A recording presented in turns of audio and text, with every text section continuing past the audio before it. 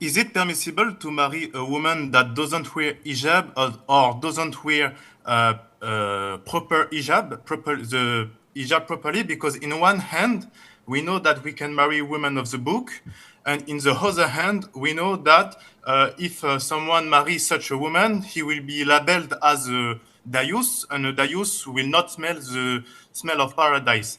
We need to bear in mind that most of the hijabi in France wear a lot of makeup. Jazakallahu khair. وجزاكم. First of all, ijab in Arabic means acceptance. And this is one of the pillars of marriage, to have ijab and qubul. So ijab from the father's side is to do the proposal. I give you my daughter in marriage. And the acceptance is al-qubul from the groom's side. He says, I accept her marriage. These are pillars in marriage. What you're referring to is hijab with an H. And I know in France they don't pronounce the H when it is in the beginning of the word, as in hotel or hello. But this is an Arabic word. So we're Muslims, we have to say hijab. Secondly, it is permissible for you to marry any Muslim woman. Full stop. Whether she is wearing the hijab or she's uncovering her hair. Whether she is a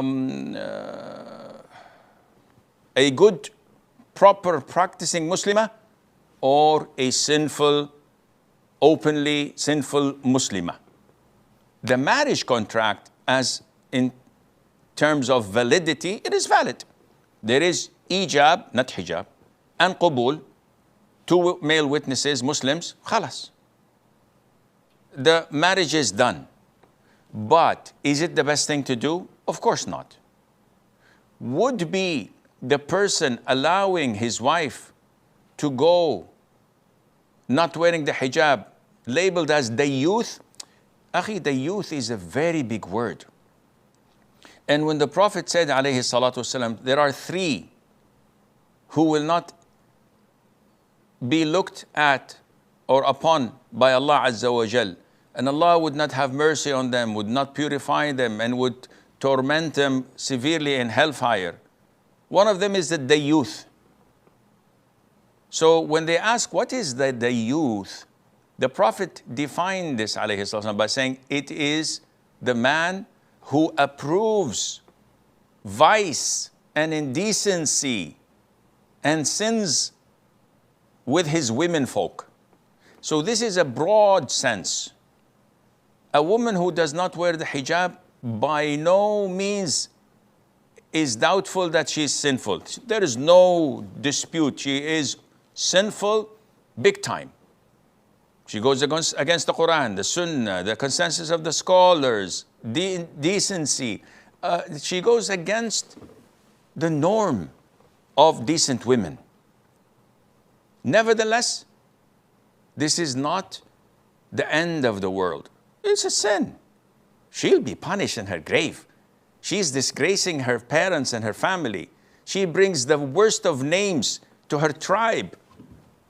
When she comes, especially if she comes openly on the media and she shows her beauty to everywhere. But we do not label and stamp her to be women of hellfire, just like that. As well as we do not label her husband to be a dayouth, unless she adds to that free mixing, traveling with men, dancing with them, going out on business dinners or whatever, and the likes. Okay, now, akhi, you're not a real man. You're a dayouth. And there are many women who are hijabi who know that they're committing a sin, but they still have iman, little glimpses of iman in their heart. They give charity, they fast, they do night prayer, some of them. Yes, they're confused by shaitan. He's mixing oranges with apples, but nevertheless, we do not cross them out and say, just because of this sin, she is doomed in hell for eternity. As we don't go to men and say, any man who shaves his beard is doomed in hell for eternity. And we look down upon him, and every time we cross it, but phew, what is this, akhi? Oh, he was clean shaven. So what? He may have good deeds 10 times more than you do. don't fall in the mistake of diluting sins because of our mistakes, or trying to uplift someone who's openly sinning because I have many mistakes that may put me down. No, no, no, I'm not doing this. But I'm saying, whenever you see someone older than you, you say in regret, he made so many good deeds, much more than I did. And when you see someone younger than you have this regret by saying, he's younger than me, he did not make as many sins I have done. I don't go to them and tell them. I don't go to someone who's drinking intoxicants or partying in a club and say, may Allah guide you, you have many things that only Allah knows of, you're better than me. No, of course not. But how do I look at people? This is what concerns me, and I don't want to waste more of your time.